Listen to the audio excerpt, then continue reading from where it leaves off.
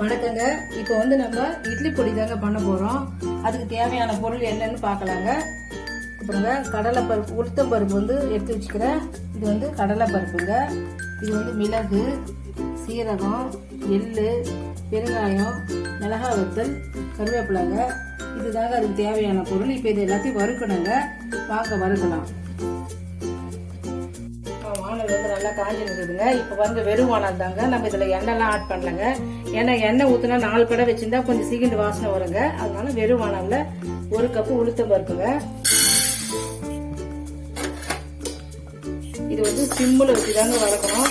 அப்பதான் வந்து நல்லா பொன்னிறமா வரும். அதனால நம்ம தனித்தனியாக தாங்க பருப்பு வந்து அதே மாதிரி எல்லாத்தையும் ஒன்னாலாம் போட்டு வறுக்கக்கூடாதுங்க. ஒவ்வொரு பருப்பும் நம்ம எல்லாத்தையும் தனித்தனியாக தான் வறுக்கணும். அதனால சிறு வச்சு பொன்னிறமா வருங்க. அப்பதான் பச்சை வாசனை போய் நல்லா வாசனை வருங்க.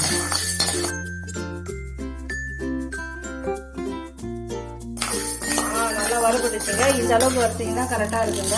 நல்லா தெரிஞ்சு வந்துருக்கு பாருங்க. இப்பதான் நல்லா வாசனை வருதுங்க. நல்லா அப்பதான் வாசனையா இருக்கும். இந்த அளவுக்கு வச்சுக்கோங்க. நம்ம எடுத்து தட்டில் கொட்டி ஆற வச்சுக்கலாங்க.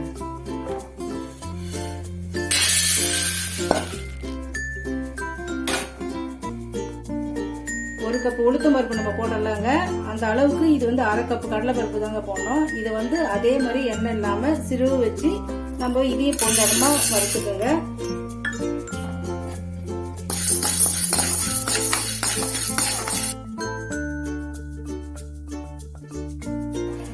இதுவும் பாருங்க நல்லா பொன்னேரமா சிவந்து வந்துச்சுங்க. இதுவும் வரப்பட்டுச்சு. இது எடுத்து கொட்டிடலாம். இதுக்கப்புறம் ஒன்னாவே ஆற வச்சுக்கலாங்க. எல்லாத்தையும் ஒன்னா வறுத்து இது பாருங்க. ஒரு 1/2 ஸ்பூன் தாங்க மிளகு போடுறேன். இது வந்து நம்ம முதல்ல போட்டு கொஞ்சம் லைட்டா ஒரு சூடு ஆகட்டுங்க.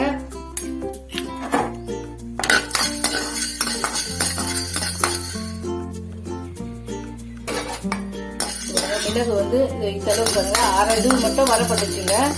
ஏன்னா நம்ம இது கொஞ்சமா தான் இருக்குது. அதனால இதுலயே வந்து சீரகத்தை போட்டுக்கலாங்க. சீரகம் வந்து ரொம்ப நேரம் இருந்தா காஞ்சிடுங்க. அப்படியே கருகி போய் வாசனை வந்துடும். அதனால சீரகத்தை போட்டு சும்மா ஒரே ஒரு வறுத்தா போதுங்க. சீக்கிரம் செவந்துடும்.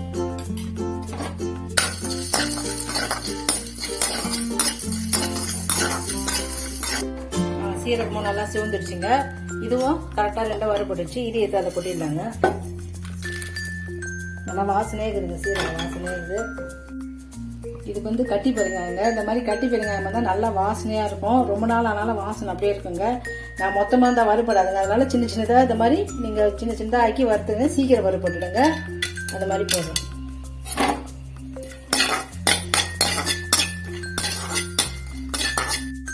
பெருங்காயம் பாருங்க நல்லா பொரிஞ்சிச்சு பாருங்க. இதே மாதிரி ஆயிடுங்க. நமக்கு வந்து ஈரம் இருந்தா கூட இந்த மாதிரி நீங்க சூடு பண்ணி வானல்ல போட்டா நல்லா ஆயிடும். இதை எடுத்து செய்து போட்டுடலாங்க.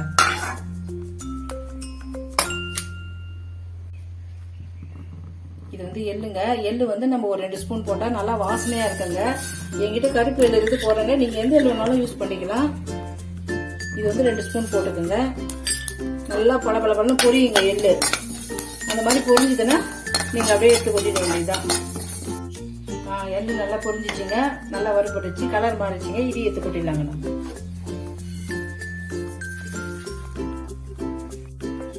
நம்ம மிளகா வத்தல் வந்து நான் ஒரு 15 மிளகா வத்தல் எடுத்து வச்சுக்கிறேங்க. எங்களுக்கு இது காரம் போதும். உங்களுக்கு காரம் வேணா இன்னும் நீங்க 2-3 மிளகா வத்தல் சேர்த்துக்கலாம். நம்ம எண்ணெய் போட்டோம்னா காரம் குறைஞ்சிடுங்க. அதனால இதையும் வந்து கொஞ்சம் நல்லா வர போட்டுக்கிட்டா கொஞ்சம் வர வறுத்துக்கலாம் வருங்க. மிளகா வத்தல் நல்லா வரப்பட்டுச்சுங்க. இதையும் எடுத்து நம்ம அதை கொட்டி ஆற வச்சுக்கலாங்க.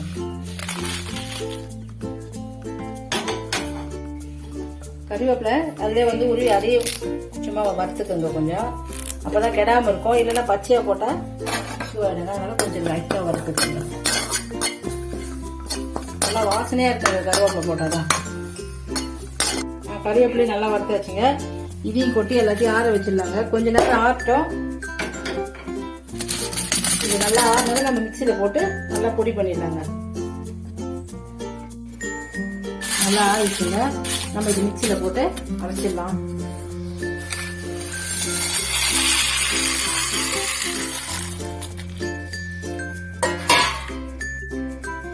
இதுக்கு வந்து தேவையான உப்பு இதில் நம்ம போட்டுடலாங்க.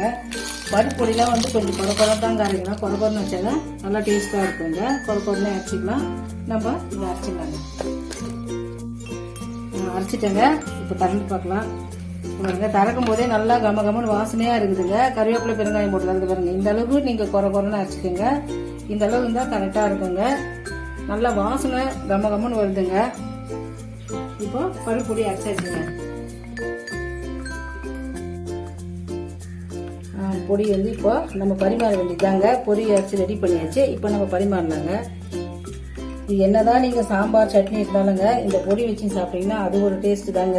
ஒரு 2 இட்லிக்கு நம்ம வந்து கூட பொடி வச்சு சாப்பிட்டா ரொம்ப நல்லா இருக்குங்க. இப்போ வந்து இது வந்து இட்லியிலேருந்து தோசைக்கு சாப்பிடலாம். நம்ம ஒரு உப்புல செஞ்சா எல்லாத்துக்குமேங்க அது வந்து ரொம்ப நம்ம வீட்டில் இருந்தால் யூஸ் ஆகுங்க எல்லாத்துக்கும். இப்போ இதில் வந்து நம்ம நல்லெண்ணெயோ நெய்யோ எது ஒன்றாலும் உங்களுக்கு எது பிடிக்குதோ அதை கூட போட்டு சாப்பிட்டா நல்லா இருக்குங்க. இப்போ வந்து நான் நல்லெண்ணெய் தாங்க ஊத்துறேன். இப்போ ஒரு சிலருக்கு வந்து நல்லெண்ணெய் வாசனை பிடிக்கலன்னு சொல்லுவாங்க. அந்த மாதிரி இருக்கிறவங்க நீங்க நெய் போட்டுக்கலாம். வேற ஏதாவது கல்லெண்ணெய் அதெல்லாம் கூட நீங்க உங்களுக்கு எது பிடிக்குதோ போட்டுக்கலாங்க. நல்லா டேஸ்டா இருக்குங்க. இப்ப பாருங்க சூடான இட்லியும் பருப்பு பொடியும் ரெடியா இருக்குதுங்க. சாப்பிட வேண்டியதுதாங்க.